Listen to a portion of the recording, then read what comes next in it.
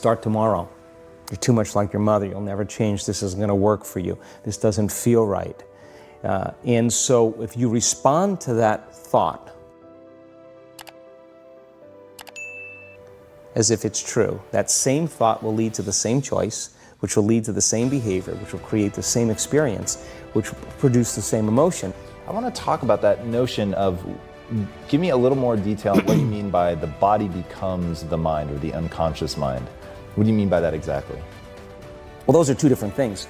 Your body is your unconscious mind. In a sense, if you're sitting down and you start thinking about some future worst case scenario that you're conjuring up in your mind, and you begin to feel the emotion of that event, your body doesn't know the difference between the event that's taking place in your world, outer world, and what you're creating by emotion or thought alone. So most people then, they're constantly reaffirming their emotional states. So when it comes time to give up that emotion, they can say, I really want to do it, but really the body is stronger than the mind because it's been conditioned that way. So the servant now has become the master.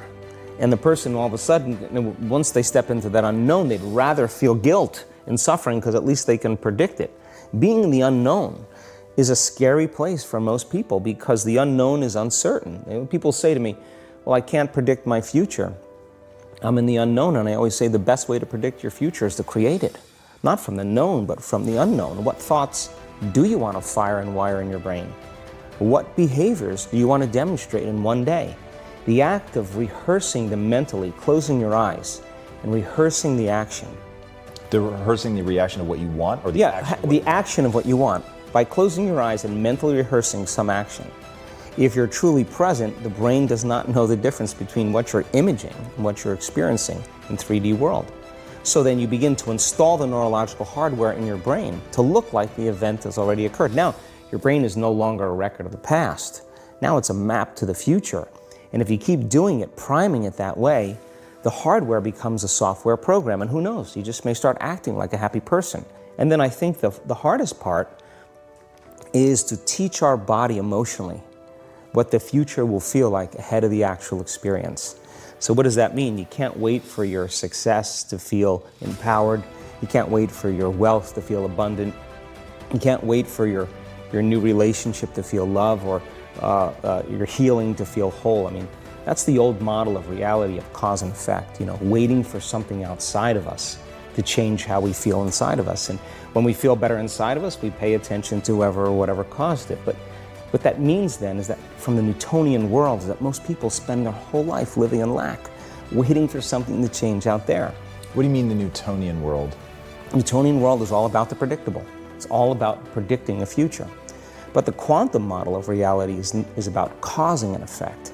The moment you start feeling abundant and worthy, you are generating wealth. The moment you're empowered and feel it, you're beginning to step towards your success. The moment you start feeling whole, your healing begins. And when you love yourself and you love all of life, you'll create an equal. And now you're causing an effect. And I think that's the difference between living as a victim in your world, saying, I am this way because of this person or that thing or this experience. They made me think and feel this way. When you switch that around, you become a creator of your world, and you start saying, my thinking and my feeling is changing an outcome in my life. And now that's a whole different game, and we start believing more that we're creators of reality. Your environment is really controlling how you think and feel unconsciously, because every person, everything, every place, every experience has a neurological network in your brain. Every experience that you have with every person produces an emotion. So some people will use their boss to reaffirm their addiction to judgment. They'll use their enemy to reaffirm their addiction to hatred. They'll use their friends to reaffirm their addiction to suffering. So now they need the outer world to feel something. So to change then is to be greater than your environment, to be greater than the conditions in your world. And the environment is that seductive. So then why is meditation the tool? Well, let's sit down, let's close our eyes. Let's disconnect from your outer environment. So if you're seeing less things, there's less stimulation going to your brain. If you're playing soft music or you have earplugs in, less sensory information coming to your brain, so you're disconnecting from your environment. If you can sit your body down and tell it to stay like an animal. Stay right here. I'm going to feed you when we're done. You can get up and check your emails. You can do all your texts. But right now, you're going to sit there and obey me. So then, when you do that properly, and you're not eating anything or smelling anything or tasting anything, you're not up experiencing and feeling anything, you would have to agree with me that you're being defined by a thought, right? So when the body wants to go back to its emotional past, and you become aware that your attention is on that emotion, and where you place your attention is where you place your energy, you're siphoning your energy out of the present moment into the past, and you become aware of that. And you settle your body back down in the present moment, because it's saying, well, it's 8 o'clock. You normally get upset because you're in traffic around this time. And here you are sitting, and we're used to feeling anger, and you're off schedule. Oh, it's 11 o'clock, and you usually check your emails and judge everybody. Well, the body's looking for that predictable chemical state. Every time you become aware that you're doing that, and your body is craving those emotions, and you settle it back down into the present moment, you're telling the body, it's no longer the mind, that you're the mind. And now your will is getting greater than the program. And if you keep doing this over and over again, over and over again, over and over again, just like training a stallion or a dog, it's just going to say, I'm going to sit. And the moment that happens, and the body's no longer the mind, when it finally surrenders, there's a liberation of energy.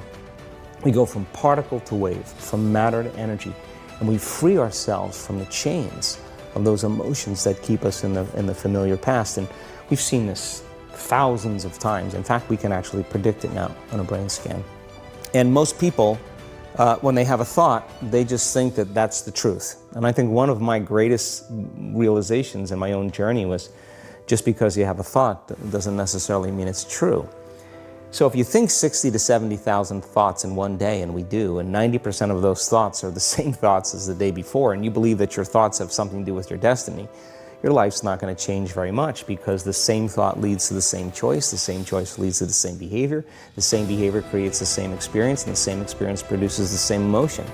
And so then the act of becoming conscious of this process to begin to become more aware of how you think, how you act, and how you feel.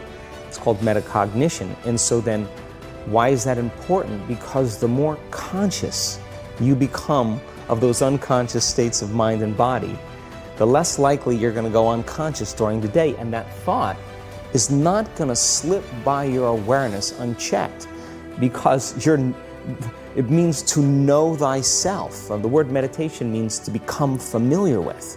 So as you become familiar with the thoughts, the behaviors, and the emotions of the old self, you're retiring that old self. As you fire and wire new thoughts and condition the body into a new emotional state, if you do that enough times, it'll begin to become familiar to you. So it's so important